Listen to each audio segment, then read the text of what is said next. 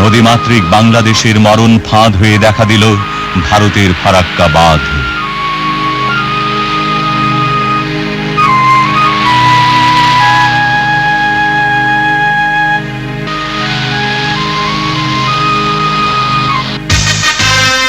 মাওলানা ভাসানী বিক্ষুব্ধ জনতার পক্ষে প্রতিবাদে হন সোচ্চার।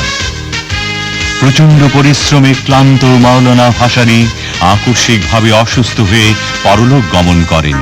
জিয়াকে লক্ষ্য করে একবার তিনি বলেছিলেন, দুর্নীতি ও স্বজন প্রীতিমুক্ত এত কঠোর রাষ্ট্রনায়ক তিনি আর দেখেননি।